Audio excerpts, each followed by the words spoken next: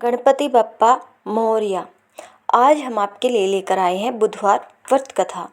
कथा को सुनने से पहले हमारे चैनल को लाइक शेयर सब्सक्राइब करना ना भूलें। तो चलिए जानते हैं बुधवार व्रत की कथा। समतापुर नगर में मधुसूदन नाम का एक व्यक्ति रहा करता था। वह बहुत धनवान था। मधुसूदन का विवाह बलरामपुर नगर की सुंदर लड़की संगीता से हुआ था। एक बार मधुसूदन अपनी पत्नी को लेने बुधवार के दिन बलरामपुर गया। मधुसूदन ने पत्नी के माता पिता से संगीता को विदा कराने के लिए कहा। माता पिता बोले, बेटा आज बुधवार है, बुधवार को किसी भी शुभ कार्य के लिए यात्रा नहीं करते। लेकिन मधुसूदन नहीं माना। उसने ऐसी शुभ अशुभ की बातों को न मानने की बात कही। दोनों ने बैलगाड़ी से यात्रा प्रारंभ कर दी। 2 कोस की यात्रा के बाद उसकी गाड़ी का एक पहिया टूट गया। वहां से दोनों ने पैदल ही यात्रा शुरू की। रास्ता में संगीता को प्यास लगी। मधुसूदन उसे एक पेड़ के नीचे बैठाकर जल लेने के लिए चला गया। थोड़ी देर बाद जब मधुसूदन कहीं से जल लेकर वापस आया तो वह बुरी तरह से हैरान हो उठा, क्योंकि उसकी पत्नी के पास उसकी ही शकल सूरत का एक दूसरा व्यक्ति बैठा था। संगीता भी मधुसूदन को देखकर हैरान रह गई। वह दोनों में कोई अंतर नहीं कर पाई। मधुसूदन ने उस व्यक्ति से पूछा, तुम कौन हो और मेरी पत्नी के पास क्यों बैठे हो? मधुसूदन की बात सुनकर उस व्यक्ति ने कहा, अरे भाई, यह मेरी पत्नी संगीता है। मैं अपनी पत्नी को ससुराल से विदा कराकर लाया हूँ। लेकिन तुम कौन हो जो मुझसे ऐसा प्रश्न कर रहे हो? मधुसूदन ने कहा, तुम जरूर कोई चोर या ठग हो। यह मेरी पत्नी संगीता है। मैं इसे पेड़ के नीचे बैठाकर जल लेने गया था। इस पर उस व्यक्ति ने कहा, अरे भाई, झूठ तो तुम बोल रहे हो। संगीता को प्यास लगने पर जल लेने तो मैं गया था।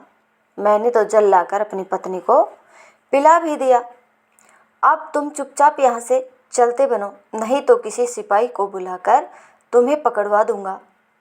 दोनों एक दूसरे से लड़ने लगे। उन्हें लड़ते देख बहुत से लोग वहाँ एकत्रित हो गए। नगर के कुछ सिपाही भी वहाँ आ गए।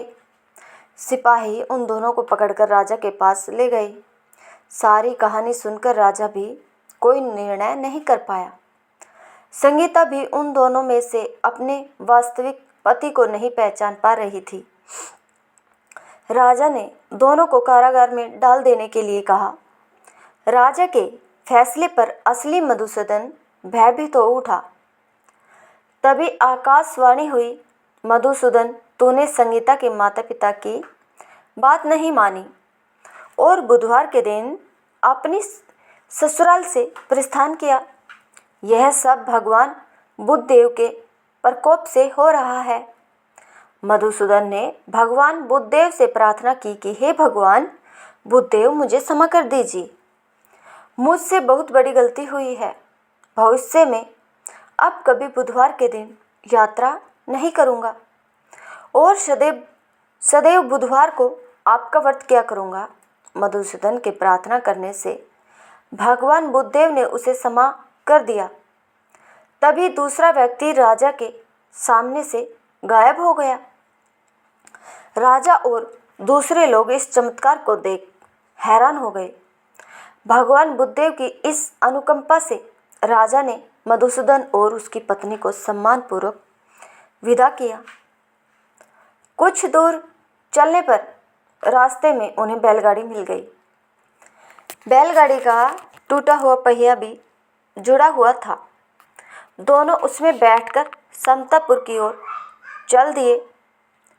मधुसूदन और उसकी पत्नी संगीता दोनों बुधवार को व्रत करते हुए आनंदपूर्वक जीवन यापन करने लगे। इस तरह भगवान बुद्धदेव की कृपा से उनके यहाँ खुशियाँ बरसने लगी। इस तरह जो स्त्री पुरुष विधिवत बुधवार का व्रत करके व्रत कथा सुनते हैं, भगवान बुद्धदेव उनके सभी कष्ट दूर कर देते हैं। गणपति बप्पा मोरया, मंगल मूर्ति मोरया।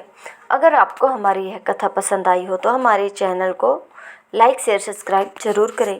धन्यवाद सभी का हमारी कहानी सुनने के लिए।